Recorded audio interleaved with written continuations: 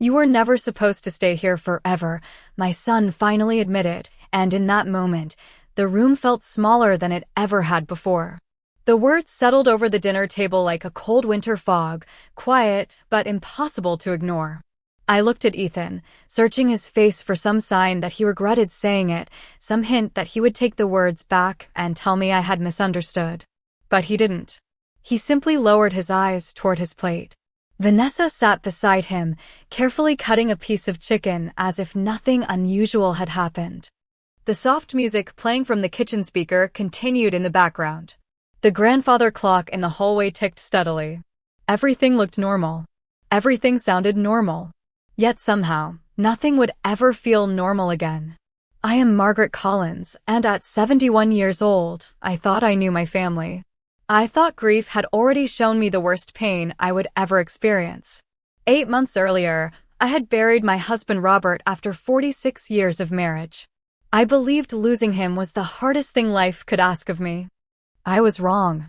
Sometimes the deepest heartbreak doesn't come from death. Sometimes it comes from the people who remain behind. The dining room had once been Robert's favorite place in the house. The oak table where we sat had hosted Thanksgiving dinners, Christmas mornings, birthday celebrations, and countless Sunday meals. Ethan had grown up at this table. I could still picture him as a boy with freckles across his nose, asking for extra mashed potatoes while Robert laughed beside him. Back then, this house felt full of warmth, full of certainty, full of belonging. Now it felt different. Not empty exactly. Something worse. It felt as though I had become a guest in the place where I had spent most of my adult life. Earlier that evening, I had actually been hopeful. Ethan had called 2 days before and suggested dinner. Just family, he had said. There had been something serious in his voice, but I assumed he wanted to discuss repairs on the house or perhaps some paperwork related to Robert's estate. Since Robert's passing, there always seemed to be another form to sign, another account to review, another practical matter demanding attention. I spent most of the afternoon preparing the meal. Pot roast, roasted carrots, fresh dinner rolls, Ethan's favorite apple pie. The same menu I had made for dozens of family gatherings over the years. As I arranged the plates, I caught myself smiling. For the first time in weeks, I felt useful again. Needed. Like maybe the distance that had quietly grown between us could finally begin to shrink. But as dinner progressed, something felt wrong. Ethan barely touched his food. Vanessa exchanged quick glances with him whenever she thought I wasn't looking. Their smiles appeared rehearsed. Their conversation sounded forced. Every topic seemed carefully chosen to avoid something larger waiting beneath the surface. I noticed it immediately. Mothers always notice. We may not understand what is happening, but we sense when something has shifted. The feeling stayed with me throughout the meal. Like standing outside before a storm arrives. The air changes long before the first drop of rain falls. Finally, after dessert, Ethan pushed his plate aside and folded his hands together. Vanessa leaned back in her chair. Neither of them looked comfortable. "Mom," Ethan said quietly, "there's something we need to talk about." I nodded and waited. My stomach tightened. "Okay." He hesitated. Vanessa looked at him and gave the smallest nod. Then he said it. "You were never supposed to stay here forever." At first, I genuinely didn't understand. The words felt disconnected from everything around them. Stay where? Forever? I glanced around the room as if the answer might be written somewhere on the walls. Then I realized what he meant. The house. My house. The home Robert and I had built together. The place where every important memory of my adult life lived. "What do you mean?" I asked. My voice sounded calm. Surprisingly calm. Ethan rubbed his forehead. Vanessa finally spoke. "Margaret, we just think it's time to start discussing the future." The future. Such a harmless word. Such a dangerous one. I looked toward Robert's empty chair at the end of the table. It remained exactly where it had always been. I had never moved it after he died. Somehow, seeing it there gave me strength. Because suddenly I understood something. This conversation hadn't begun tonight. It hadn't started this week or even this month. This discussion had been happening without me for a very long time. And whatever decision they had reached, I was only hearing about it now. That night, After Ethan and Vanessa left, I remained alone at the dining room table long after the dishes had gone cold. The house was quiet except for the steady ticking of the grandfather clock and the occasional hum of the refrigerator from the kitchen. I stared at Robert's empty chair. For 8 months, I had avoided looking at it for too long. Some days it still felt impossible to accept that he was gone. Other days I convinced myself I was learning how to carry the weight of his absence. But that evening felt different. It was not grief sitting beside me. It was uncertainty. I eventually gathered the plates and carried them to the sink. The motions felt automatic. Washington rinse. Dry. Put away. The same routine I had followed for decades. Yet every corner of the house reminded me that routines had become the only thing holding my life together. After Robert passed away, people often told me that time would help. They meant well. Friends from church brought casseroles. Neighbors checked in. Ethan called regularly during those first few weeks. Vanessa even stopped by with flowers once. Everyone seemed concerned. Everyone seemed patient. Then little by little, life moved forward for them. For me, it stood still. Every morning I still woke up at 6:30. I still made 2 cups of coffee before remembering I only needed 1. I still folded the newspaper the way Robert liked, placing it at the end of the table before realizing no one would read it. Grief did not arrive all at once. It appeared in small moments. Empty spaces. Forgotten habits. Unfinished conversations. The hardest part was not the sadness. It was the silence. Robert had always filled the house with quiet energy. The sound of his footsteps in the hallway. His voice from the garage. His laugh during old television reruns. Without him, the rooms felt larger. Colder. I spent most afternoons alone. I watered the flower beds. I read on the back porch. Sometimes I sat in the living room and looked through photo albums. The pictures told the story of a life that seemed almost impossible now. Family vacations. Birthday parties. School graduations. Ethan standing proudly beside Robert after his college commencement. Back then, family felt permanent. Solid. Unbreakable. Somewhere along the way, something changed. At first it happened so gradually that I barely noticed. Ethan stopped dropping by without calling first. Then the calls became shorter. Vanessa always seemed busy whenever I invited them over. Holidays became complicated. Plans shifted. Traditions disappeared. I told myself that was normal. They had careers. Responsibilities. Their own lives. I did not want to become one of those mothers who demanded attention. So I stayed quiet. I adjusted. I convinced myself everything was fine. Looking back, I wonder if that was my mistake. There were signs. Small ones. Easy to dismiss at the time. A conversation stopping when I entered a room. A document quickly folded and put away. A discussion about future plans that somehow never included me. None of it seemed important individually. Together, they formed a pattern I had been unwilling to see. Around midnight, I walked through the house turning off lights. The hallway photographs caught my attention. One frame showed Ethan at 10 years old sitting on Robert's shoulders during a 4th of July parade. Another showed our family standing in front of the house the summer we finished renovating the front P. The next morning, I woke before sunrise. Sleep had come in short fragments, interrupted by memories and questions that refused to settle. A pale gray light filtered through the bedroom curtains as I sat on the edge of the bed and listened to the quiet. For years, Robert had been the first one awake. He would head downstairs, start the coffee maker, and leave a cup waiting for me on the kitchen counter. Even now, 8 months later, part of me still expected to hear him moving around below. Instead, there was only silence. I dressed slowly and made my way downstairs. The house felt unusually still, as though it were holding its breath. I poured myself a cup of coffee and stood at the kitchen window overlooking the backyard. The oak tree Robert planted 20 years earlier stood tall against the morning sky. He used to joke that the tree would outlive both of us. At the time, I laughed. Now I found myself wishing I could ask him what to do. For most of my life, Robert had been the person I trusted when things did not make sense. He had a way of seeing through confusion. A way of noticing details other people overlooked.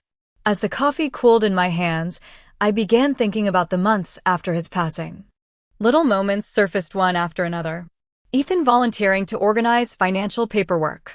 Vanessa offering to help sort household documents. Files being moved from one room to another. Conversations ending when I entered the room. None of those things had seemed suspicious at the time. In fact, I had been grateful.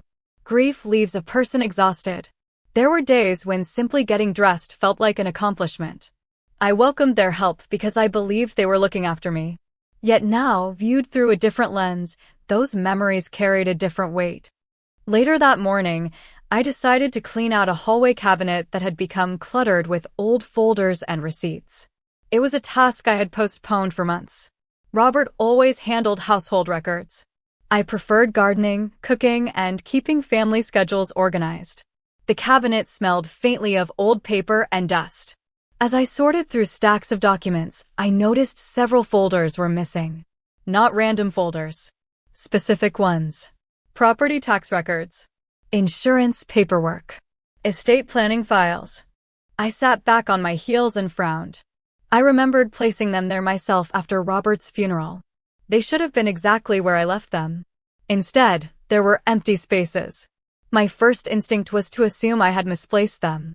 Grief can make a person forgetful. But the longer I searched, the more certain I became that those documents had not simply vanished. Someone had removed them. Around noon, I called Ethan. The conversation lasted less than 3 minutes. He sounded distracted. When I mentioned the missing folders, there was a pause. Not a long one. Just enough to catch my attention. Then he assured me everything was probably stored somewhere safer. He promised to check later. His answer should have reassured me. Instead, it left me uneasy. After we hung up, I found myself replaying the pause before his response. It was a small thing. Tiny really. Yet it stayed with me for the rest of the afternoon. That evening, I walked into Robert's study for the first time in weeks. Dust floated through the golden light coming from the western window. His desk sat exactly where it always had. The leather chair remained tucked neatly underneath. Shelves lined the walls, filled with books he collected over 4 decades. Being in the room felt like stepping backward in time. I ran my fingers along the edge of the desk and noticed something unusual. One drawer was locked. Robert never locked his desk drawers. Not once in 46 years of marriage. I tried the handle again. Locked.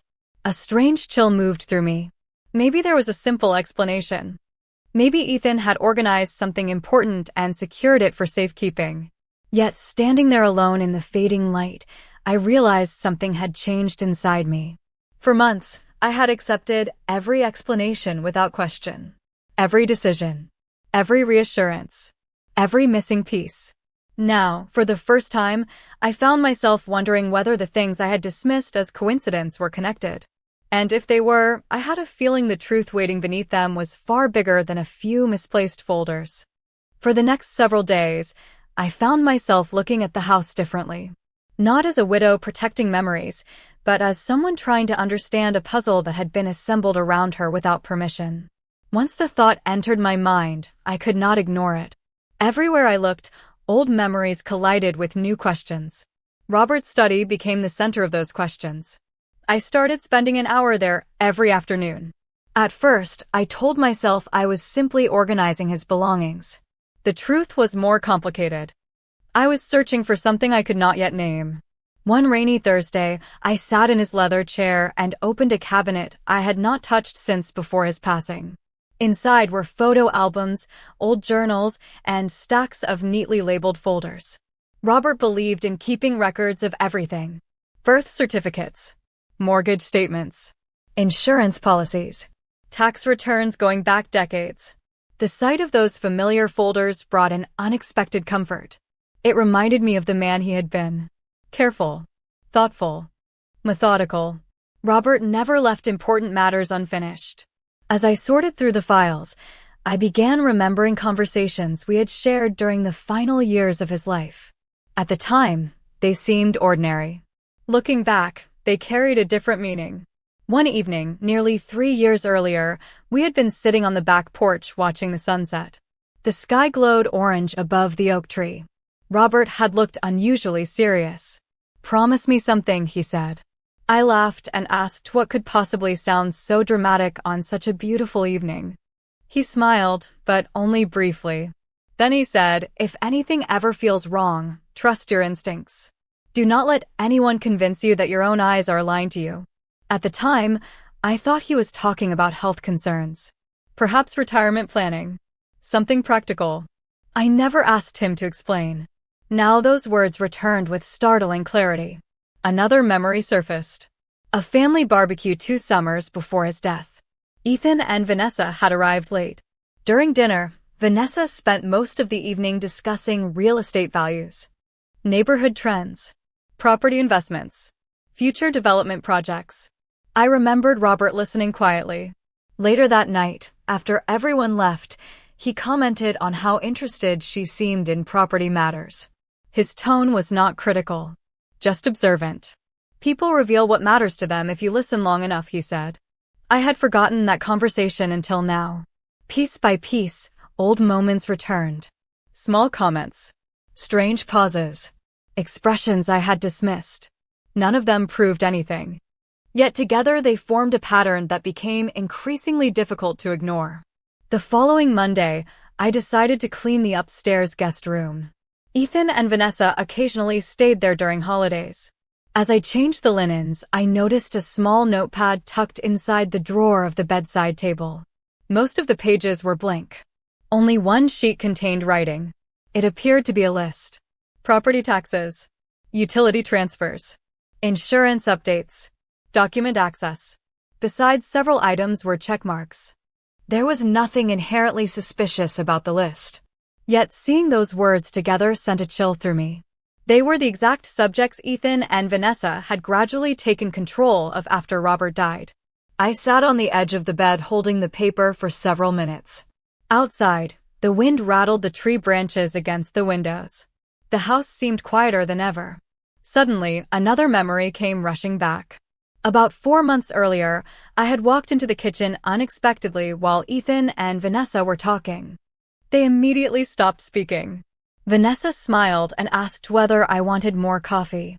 At the time, I barely noticed. Now I remembered the expression on Ethan's face. Not guilt. Not embarrassment. Concern. As though he feared I had heard something important. The realization settled heavily in my chest. For months, I had blamed myself for being forgetful, for being emotional, for struggling to adjust after losing Robert. But perhaps my instincts had been trying to warn me all along. Perhaps the discomfort I felt was not confusion. Perhaps it was recognition. That evening, I returned to Robert's study and looked around the room one more time. The locked drawer remained closed. The missing documents remained missing. Yet for the first time, I no longer felt lost. I felt certain of one thing. Robert had seen something before he died. Maybe not the full picture. Maybe only fragments. But enough to leave behind warnings hidden inside ordinary conversations. And if he had sensed trouble coming, then somewhere inside this house, he might have also left behind the answers. The answer arrived 3 days later when I least expected it. That morning, I was trimming roses near the front porch when a silver sedan pulled into the driveway. I recognized the driver immediately. It was Harold Bennett, Robert's attorney and longtime friend. Harold had handled our legal affairs for nearly 20 years. After Robert passed away, we had met several times to review paperwork and settle routine estate matters. He stepped out of the car carrying a leather briefcase and a concerned expression. "Margaret," he said as he approached, "I was hoping to catch you at home." There was something unusual in his voice. Not alarm. Not urgency. Caution. I invited him inside and made coffee. We sat at the kitchen table where sunlight streamed through the windows. For several moments, Harold seemed unsure how to begin. Finally, he placed his briefcase on the table and opened it. "There is something Robert asked me to do if certain circumstances ever arose," he said quietly. My heart skipped. "What kind of circumstances?" Harold folded his hands. "If you ever started questioning decisions being made around the estate. If you ever felt pressured regarding the house or your future living arrangements." The room suddenly felt very still. I stared at him without speaking. Harold continued carefully. "At the time, I thought he was simply being cautious. Robert was always thorough. But now I believe he wanted to prepare for possibilities he could not fully explain. He removed a sealed envelope from the briefcase. My name was written across the front in Robert's unmistakable handwriting. The sight of it nearly brought tears to my eyes. I had not seen his handwriting in months. For a moment, I could not bring myself to touch it. Harold slid the envelope toward me. He instructed me to keep this sealed unless you specifically began expressing concerns. My hands trembled slightly as I opened it. Inside was a letter. The paper felt familiar. The neat blue ink looked exactly as I remembered. Dear Margaret, if you are reading this, then something has happened that worried me more than I ever admitted. First, know that I trust you. Trust your judgment. Trust your instincts. If something feels wrong, do not dismiss it. You are stronger and wiser than you realize. I stopped reading and looked away for a moment. Hearing his voice through those words felt almost unbearable. Harold waited patiently. After gathering myself, I continued. The next paragraph changed everything. Robert wrote that during the final years of his life, he had noticed increasing interest in the house and certain financial matters from people around him. He did not accuse anyone of wrongdoing. Instead, he described a growing concern that decisions might someday be made without fully considering my wishes. Then came a sentence I read twice. There are documents and instructions stored separately from the main estate records. They exist for your protection if circumstances require them. My pulse quickened. I looked up at Harold. What documents? He nodded slowly, as though he had expected the question. Reaching into the briefcase again, he removed a smaller envelope. Robert arranged for certain materials to remain outside the files everyone already knows about. I could hardly believe what I was hearing. For months, I had felt as though pieces were missing. Now someone was finally confirming it. Harold handed me the second envelope. Inside was a key. Small. Brass. Unremarkable at first glance. Attached was a handwritten note. Study desk. Bottom drawer. I felt a chill run through me. The locked drawer. The one I had discovered days earlier. Suddenly, every memory, every warning, every unanswered question seemed connected. Harold watched me carefully. Margaret, whatever is inside that drawer, Robert wanted you to find it yourself. I closed my fingers around the key. The metal felt cool against my palm.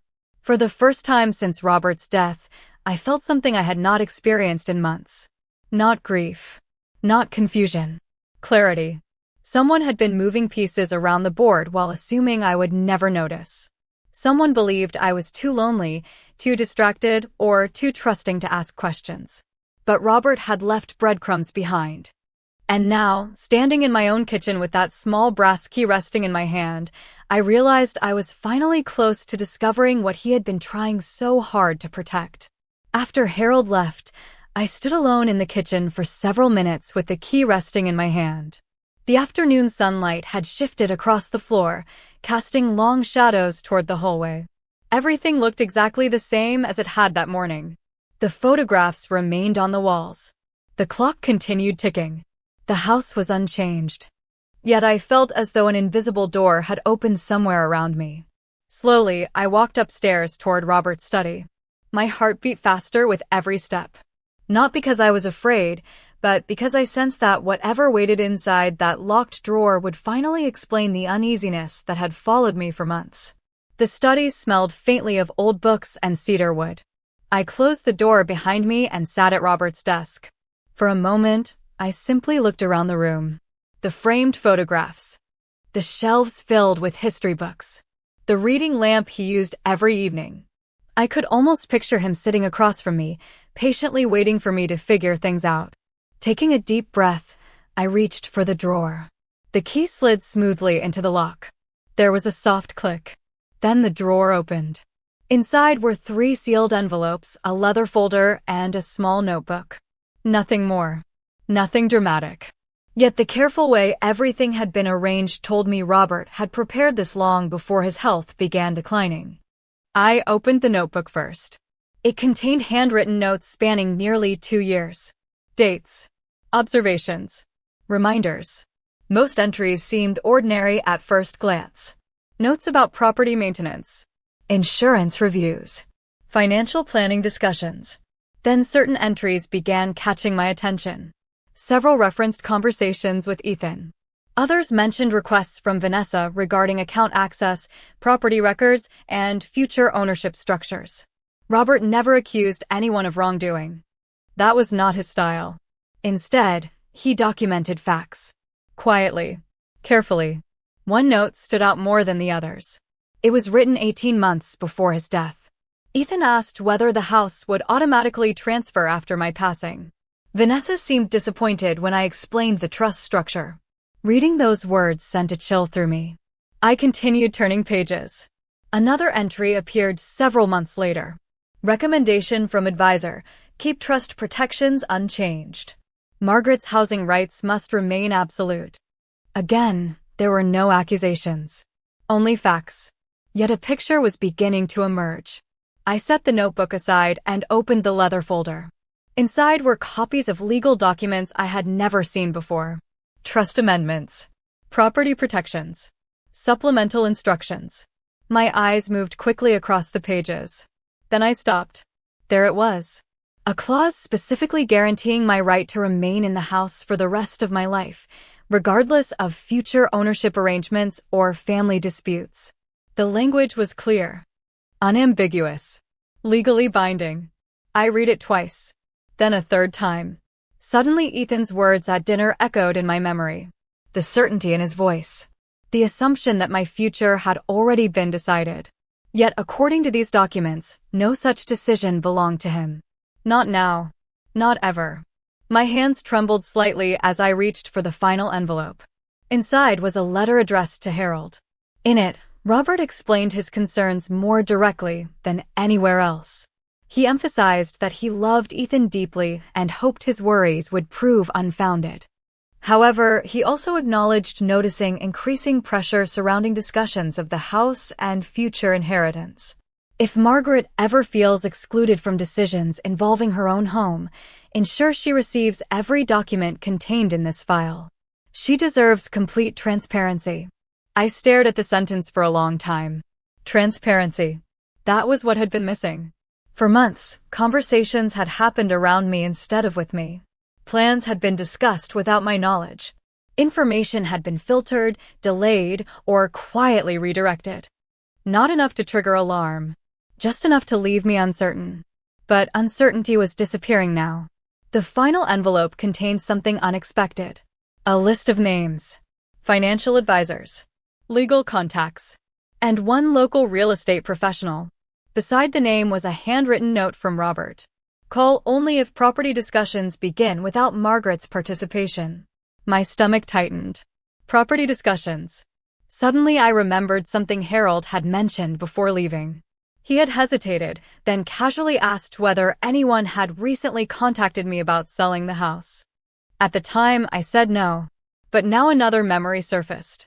2 months earlier, a real estate agent had left a business card in my mailbox. I threw it away without thinking. Standing in the quiet study, surrounded by Robert's careful preparations, I finally understood.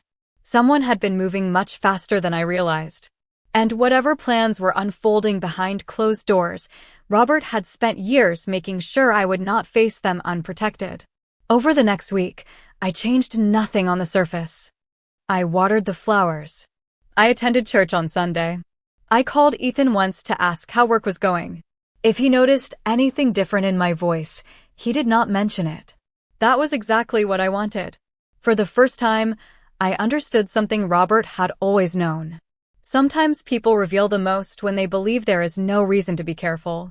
The following Friday evening, Ethan and Vanessa came by unexpectedly.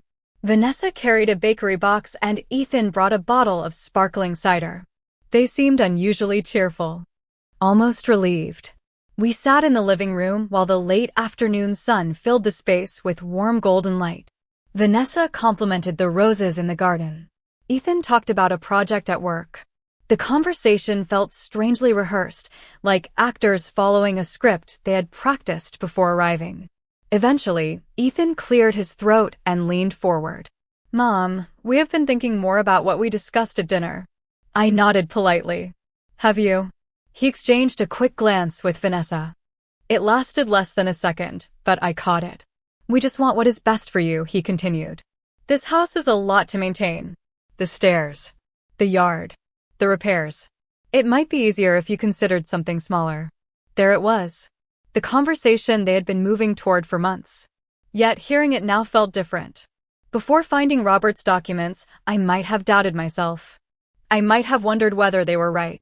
Now I simply listened. Vanessa smiled gently. "There are some wonderful retirement communities nearby. Places with activities and support. You would not have to worry about maintenance anymore." Her voice sounded kind, thoughtful, caring. Yet every word felt carefully placed. I looked around the room. The family photographs. The bookshelves. The piano Robert bought 20 years ago. Then I looked back at them. "That is an interesting idea," I said. Both of them appeared surprised by how easily I responded. Ethan relaxed visibly. Vanessa smiled wider. For the next 20 minutes, they described various housing options. Smaller homes, retirement communities, condominiums. They spoke as though the decision had already been made and only the details remained. I asked questions. I listened. I even took notes on a yellow legal pad. The more cooperative I appeared, the more comfortable they became. By the time they left, Ethan looked happier than I had seen him in months. As I watched their car disappear down the street, a realization settled over me. Neither of them had asked what I wanted. Not once. They talked about convenience, efficiency, practicality. They talked about the future. But my wishes never entered the conversation. The next morning, I called one of the names Robert had left in the file. The real estate professional he trusted. Her name was Linda Crawford. We met for coffee at a small cafe near the courthouse. Linda had known Robert professionally for years. After listening carefully to everything I shared, she became very quiet. Finally, she opened a folder she had brought with her. "Margaret," she said gently, "there is something you should probably see." She turned several pages toward me. At first, I did not understand what I was looking at. Then I recognized my address. My stomach tightened. Someone had requested preliminary property evaluations on my house. More than once. The earliest request had been submitted nearly 5 months earlier. 5 months. Long before that dinner conversation. Long before anyone suggested retirement communities. Long before they told me they were concerned about my well-being. I stared at the paperwork without speaking. Linda pointed to another page. The contact information attached to the requests was partially redacted for privacy reasons, but one detail remained visible. An email address. I recognized it immediately. It belonged to Ethan. The cafe suddenly felt very quiet. Outside, people walked past carrying shopping bags and cups of coffee. Life continued normally around me. Yet inside, something shifted forever. The conversation was no longer about misunderstandings. It was no longer about assumptions. Plans had been forming long before anyone bothered including me. And now, for the first time, I knew exactly how far those plans had already gone. 3 days later, Harold called and asked whether I would be available for a meeting the following Tuesday afternoon. His tone was professional, but there was an unmistakable seriousness underneath it. He explained that several matters regarding Robert's estate needed to be formally reviewed and that it would be best if all interested parties attended together. I agreed immediately. Less than an hour later, Ethan called. The timing alone told me everything I needed to know. "Mom, Harold probably mentioned a meeting," he said. "Nothing to worry about. Just routine paperwork." Routine paperwork. I almost smiled. For months, important conversations had been hidden behind harmless phrases. Routine paperwork. Future planning. Practical decisions. Yet now I understood exactly how much effort had gone into keeping me uninformed. Tuesday arrived with clear skies and unusually warm weather. I drove myself to Harold's office downtown. The brick building looked exactly as it had for years. Inside, the reception area smelled faintly of coffee and polished wood. When I entered the conference room, Ethan and Vanessa were already there. Vanessa sat perfectly straight, reviewing documents on a tablet. Ethan appeared confident, relaxed even. He greeted me warmly and pulled out a chair. For a moment, watching them together, I realized how certain they seemed. Not nervous. Not concerned. Certain. As though the outcome had already been decided. Harold entered carrying several folders. He greeted everyone politely before taking his seat at the head of the table. The room settled into silence. Through the large windows behind him, I could see traffic moving slowly along Main Street. Ordinary people going about ordinary lives. Meanwhile, my entire understanding of my family sat inside the folders stacked neatly before us. Harold began by reviewing standard estate matters. Tax filings. Account transfers. Administrative updates. Ethan nodded along confidently. Vanessa occasionally added comments. I listened quietly. Then Harold opened a different folder. The atmosphere shifted immediately. Even Ethan seemed to notice. Before we proceed, Harold said, there are several trust provisions and supplemental instructions left by Robert Collins that require clarification. Ethan leaned forward slightly. Vanessa folded her hands. Harold continued. Specifically regarding property rights and future housing arrangements. No one spoke. I could hear the faint hum of the air conditioning. Harold placed several documents on the table. Robert established extensive protections regarding Margaret's residency and authority over the property. Ethan's expression changed almost imperceptibly. A slight tightening around the eyes. Vanessa remained still. Harold calmly reviewed the legal language. My right to remain in the home indefinitely. My sole authority regarding occupancy decisions. Restrictions preventing any transfer, sale, or restructuring without my direct approval. Every clause was stronger than the last. Every sentence removed another assumption. Ethan cleared his throat. I was under the impression that eventually ownership would transition according to the estate plan. Harold nodded. Eventually, yes. Under specific conditions and timelines. However, those conditions have not been met, and no current actions may interfere with Margaret's rights. Silence filled the room. Vanessa looked down at the documents. Ethan stared toward the window. For the first time since Robert's passing, neither of them appeared confident. Harold then opened one final folder. There is one additional matter.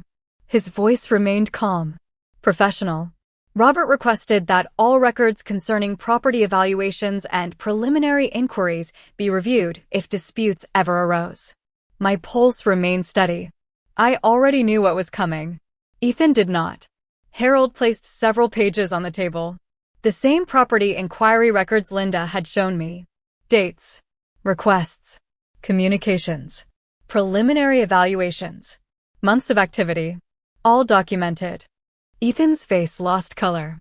Vanessa's expression froze completely. Nobody spoke. Nobody moved. The evidence did not accuse anyone of wrongdoing. It did not need to. The timeline spoke for itself. Plans had begun long before the conversations about my well-being. Long before the discussions about retirement communities. Long before anyone suggested moving might be in my best interest. The room remained silent as the truth settled over everyone present. And for the first time, I realized that the most powerful thing in that room was not anger, disappointment, or revenge. It was simply the undeniable weight of facts. No one spoke for several seconds after Harold finished. The silence felt heavier than any argument could have. Ethan remained staring at the documents spread across the conference table. Vanessa sat perfectly still beside him, her hands folded tightly in her lap. For months, perhaps longer, they had been working from assumptions. Assumptions about the house. Assumptions about my future. Assumptions about what I would accept without question. Now those assumptions had collided with reality. Harold quietly closed the folder and looked around the room. His job was finished. The facts were on the table. What happened next belonged to us. Ethan finally exhaled and rubbed his forehead. He looked older than he had an hour earlier. Not because of the documents themselves, but because certainty had disappeared from his face. For the first time in months, he looked unsure. "Mom," he said softly. I turned toward him. There was a time when hearing that word from him would instantly melt any disappointment I felt. A time when he was a little boy running through the backyard with scraped knees and endless questions. A time when trust between us was simple and complete. But relationships do not break in a single moment. They wear down quietly. One assumption at a time. One omission at a time. One conversation held behind closed doors at a time. I thought I was helping, he said. I studied his face carefully. Part of me wanted to believe him. Another part remembered the property evaluations. The missing documents. The conversations that happened without me. Helping should never require secrecy. Did you? I asked gently. Ethan lowered his eyes. He did not answer immediately. That silence told me more than any explanation could have. Vanessa finally spoke. Her voice was calm but noticeably smaller than before. We thought it made sense to start planning ahead. Planning ahead. Another harmless phrase. Another phrase that sounded reasonable until examined closely. I nodded.